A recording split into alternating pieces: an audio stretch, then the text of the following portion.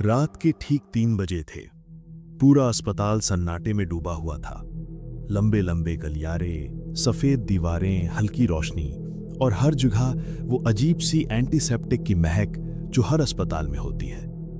मेरा नाम सुरैया है और मैं पिछले 8 साल से नर्स की ड्यूटी कर रही हूँ। मैंने अनगिनत मरीज देखे हैं। कुछ जिंदगी की जंग जीत गए, कुछ हार गए, लेकिन उस रात जो मेरी आंखों ने देखा उसने मेरी पूरी दुनिया बदल दी।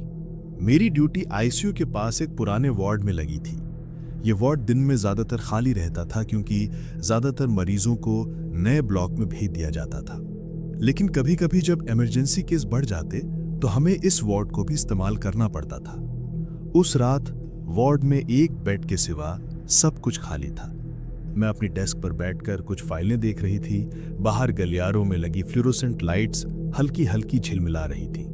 जब भी हल्का सा झटका आता पूरा गलियारा एक पल के लिए अंधेरे में डूब जाता। इस डरावने माहौल में अचानक मुझे एक अजीब सी आवाज सुनाई दी, एक धीमी सी कराह, जैसे कोई बूढ़ा मरीज दर्द में हो। मेरे हाथ में पकड़ा पेन कांपने लगा। मैंने सिर उठाकर चारों तरफ देखा, कमरा खाली था। शायद मेरा वहम है, मैंने खुद को समझाया, लेकिन जैसे ही मैंने दोबारा फाइलों पर नजर डाली वो आवाज फिर से गूंजी, इस बार और ज्यादा साफ और नजदीक। मेरी रीढ़ की हड्डी में एक ठंडी लहर दौड़ गई। मैं हिचकिचाते हुए टॉर्च उठाई और बेड की तरफ कदम बढ़ाए। बेड बिल्कुल खाली था, लेकिन अचानक ईसीजी मशीन खुद ही चालू हो गई और उस पर फ्लैट लाइन जलने बुझने लगी और वो तेज बीप की आवाज पूरे वार्ड में गूंजने लगी। मेरी सांस अटक गई। उस मशीन को मैनुअली चालू करना पड़ता है, लेकिन वहां कोई नहीं था। मैंने पीछे मुड़कर देखा तो कमरे के कोने में एक साया हिलता हुआ नजर आया, जैसे कोई खड़ा हो लेकिन रोशनी के करीब आते ही गायब हो जाए। मैं वहीं सन खड़ी रही, हिम्मत करके फाइल उठाई और बेध्यानी में उस पर नजर डाली। मेरे हाथ से फाइल लगभग गिर गई। उस पर लिखा था bed number 7, patient expired last week. यानी इसी बेड पर पिछले हफ्ते एक मरीज का देहांत हुआ था। अचानक वार्ड का तापमान गिर गया, सांसों से भाप निकलने लगी। मैंने महसूस किया जैसे कोई मेरे बिल्कुल करीब खड़ा है। कौन है वहां? मेरी जबान से मुश्किल से अल्फाज निकले। कोई जवाब नहीं आया, सिर्फ वही कराहने की आवाज। और फिर वार्ड का दरवाजा खुद ब खुद जोर से बंद हो गया। पानी, मुझे पानी दो। दरवाजे के बंद होते ही मेरा दिल हलक में आ गया। पूरा वार्ड एकदम शांत हो गया था। ईसीजी मशीन अब भी चल रही थी, मगर उस पर कोई मरीज नहीं था। मैं धीरे धीरे दरवाजे की तरफ बढ़ी, हैंडल घुमाया, मगर दरवाजा बंद था। यह कैसे हो सकता है? मैंने तो इसे बंद नहीं किया था। मैंने जोर लगाया, लेकिन दरवाजा नहीं खुला। अचानक मेरी गर्दन के पास किसी के सांस लेने की ठंडी हवा महसूस हुई। मैं चौंक कर पीछे मुड़कर देखा, कमरा खाली था। मेरी आंखों में डर छा गया। फिर वही कराहने की आवाज दोबारा सुनाई दी, इस बार बिल्कुल मेरे करीब, जैसे कोई मेरे कान में कानाफूसी कर रहा हो। मेरे हाथ कांपने लगे। कौन है? सामने आओ, मैंने जोर से कहा। कुछ पल खामोशी छाई रही। फिर अचानक बेड पर रखी सफेद चादर खुद ब खुद हिलने लगी, जैसे उसके नीचे कोई लेटा हो। मैं पीछे हटी। मेरी सांसें तेज थीं। चादर धीरे धीरे उठने लगी, जैसे कोई धीरे से उठ रहा हो। मेरे कानों में फिर वही आवाज गूंजी, पानी, पानी। मैंने हिम्मत करके चादर उठाई। बेड खाली था, लेकिन बेड के साथ रखी पानी की बोतल खुद ब खुद उलट गई और पानी जमीन पर बहने लगा। मेरी आंखों के सामने अंधेरा छा गया। मैंने दिल ही दिल में कुछ पढ़ना शुरू किया, मगर अल्फाज जबान से निकल ही नहीं रहे थे। इसी दौरान वार्ड की लाइट्स बार बार जलने बुझने लगी। जब भी रोशनी बुझती मुझे लगता जैसे कोई साया मेरी तरफ बढ़ रहा हो। एक पल के लिए रोशनी बुझी। जब दोबारा जली तो मैंने साफ देखा बेड पर कोई बैठा हुआ है, सफेद कपड़ों में, झुका हुआ, बिल्कुल बेजान। मेरी टांगें जमीन में गड़ गईं। मैंने आवाज निकालने की कोशिश की, मगर गला सूख गया था। वो साया धीरे धीरे सिर उठाने लगा। उसकी आंखें खाली थीं, जैसे 2 काले गड्ढे, होंठ पीले और नीले। वो मुझे घूर रहा था। और फिर एक जोरदार चीख कमरे में गूंजी। मैं पीछे हटी, मेरा पैर पानी पर पड़ा और मैं जमीन पर गिर पड़ी। आंख खुलते ही वो साया गायब था। बेड खाली था, लेकिन अब दीवार पर खून से लिखा था, मैं अभी यही हूं। मेरी चीख हल्क में दब कर रह गई। मैंने दीवार को छुआ तो खून अभी भी गीला था। अचानक अस्पताल के इंटरकॉम से स्टैटिक नॉइस आने लगा। कड़कड़ाहट के बाद एक भारी आवाज गूंजी, बेड नंबर 7। मेरा दिमाग सुन्न हो गया। वही बेड जिस पर मरीज मर चुका था।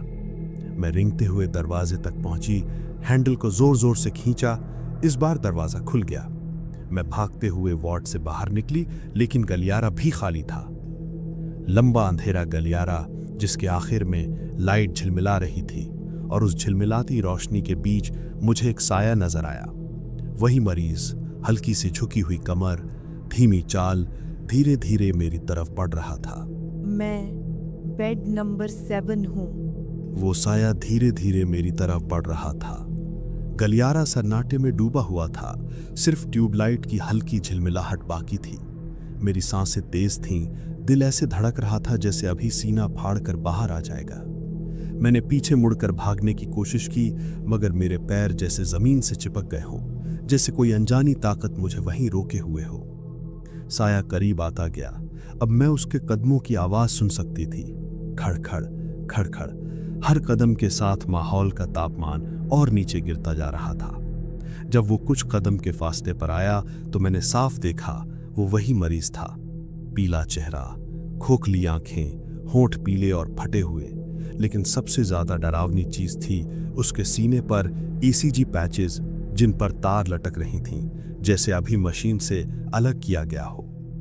उसने एक हाथ आगे बढ़ाया और धीमी आवाज में बोला, पानी, मुझे पानी दो। मेरे रोंगटे खड़े हो गए। मेरा दिमाग कह रहा था कि भाग जाओ, मगर शरीर हिल ही नहीं रहा था। मैंने मुश्किल से कहा, तुम कौन हो? तुम यहां क्यों हो? वो साया कुछ पल खामोश रहा, फिर उसके होंठ हिले। मैं बेड नंबर 7 हूं। मुझे चैन नहीं मिल रहा। तुमने मुझे अकेला छोड़ दिया था। मैं बेड नंबर 7 हूं। मुझे चैन नहीं मिल रहा। तुमने मुझे अकेला छोड़ दिया था। मेरी आंखों के सामने वो रात घूम गई जब इस मरीज का देहांत हुआ था। हाँ, वही आदमी था, बूढ़ा, कमजोर, जो कई दिन से वेंटिलेटर पर था। मैंने अपनी पूरी कोशिश की थी उसे बचाने की, मगर वो न बच सका। मेरे होंठों से कांपती हुई आवाज निकली, मैंने अपनी पूरी कोशिश की थी। उसकी आंखों से आंसू टपका, मगर अगले ही पल वो आंसू खून में बदल गया और उसका चेहरा एक भयानक मुस्कान में बदल गया। वो चीखा, झूठ, तुम सब ने मुझे अकेला छोड़ा, इसी बेड पर। अचानक पूरा वार्ड दोबारा रोशन हो गया। मेरे चारों तरफ दर्जनों साए उभर आए, सब उन मरीजों के जो शायद इसी वार्ड में मरे थे। उनकी आंखें खाली थीं और वो एक साथ बोलने लगे, हम सब अकेले मरे, कोई हमारे साथ न था।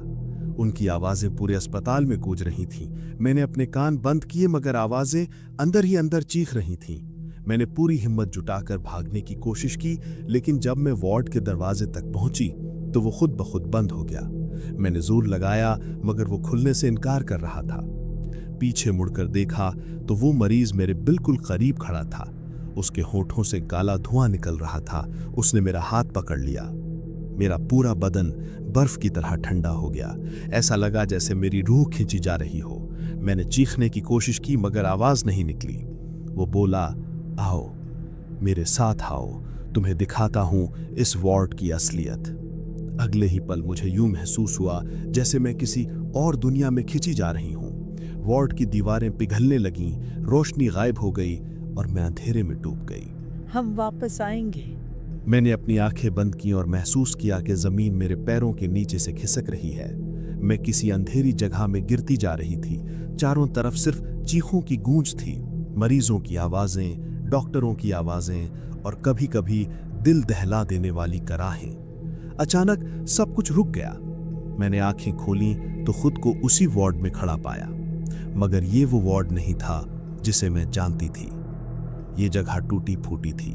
दीवारों पर काले धब्बे और बेड खून से लथपथ थे। हवा में बदबू बसी हुई थी, जली हुई दवाइयों की और सड़ते हुए मांस की। मेरे सामने वो मरीज खड़ा था। उसका चेहरा अब और भी भयानक लग रहा था। आंखें खाली सुराखों में बदल गई थीं और होंठ फटे हुए जैसे कई साल पुराना मुर्दा हो। वो बोला, यही है असली वार्ड। ये वो जगह है जहां हम सब मरे थे, अकेले, बेसहारा। यह अस्पताल हमें छुपाता रहा, लोगों को कभी सच नहीं बताया गया। मेरा शरीर कांपने लगा। क्या मतलब? मैंने मुश्किल से कहा। उसने धीरे धीरे हाथ उठाया और दीवार की तरफ इशारा किया। दीवार खुद ब खुद पारदर्शी होने लगी। उसके पीछे मैंने एक नजारा देखा।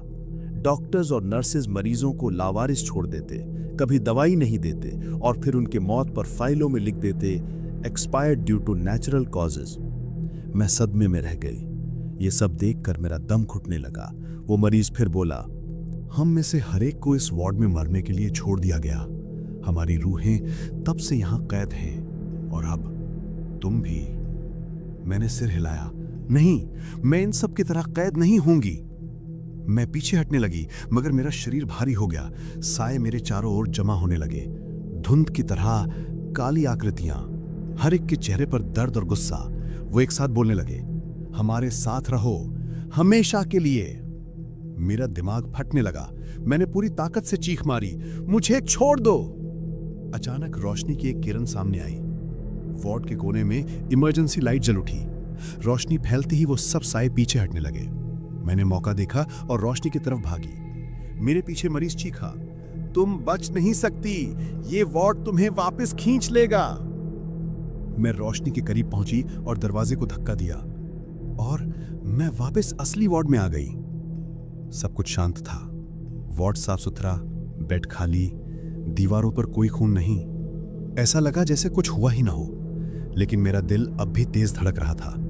मैंने तुरंत अपनी चीजें उठाईं और वार्ड से निकलने लगी। जब गलियारे में पहुंची तो पीछे मुड़कर देखा। बेड पर वही चादर रखी थी और उस पर खून से लिखा था, हम वापस आएंगे। मेरी आंखों से आंसू बहने लगे।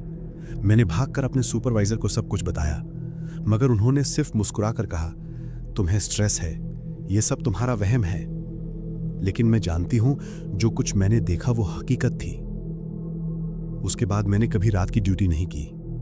आज तक जब भी उस वार्ड के पास से गुजरती हूं तो ठंडी हवा का झोंका मेरे शरीर को छू जाता है और कभी कभी मुझे फिर वही आवाज सुनाई देती है, पानी, पानी।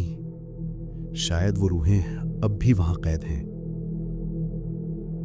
और शायद अगली नर्स से डॉक्टर उस वार्ड में हमेशा के लिए फंस जाए। रात की खामोशी अक्सर उन राजों को छुपा लेती है जिन्हें दिन की रोशनी देखने की हिम्मत नहीं रखती। कुछ वार्ड, कुछ कमरे, कुछ जगहें ऐसी हैं जहां सिर्फ मरीज नहीं मरते, बल्कि उनकी रूहें भी जिंदा रहती हैं।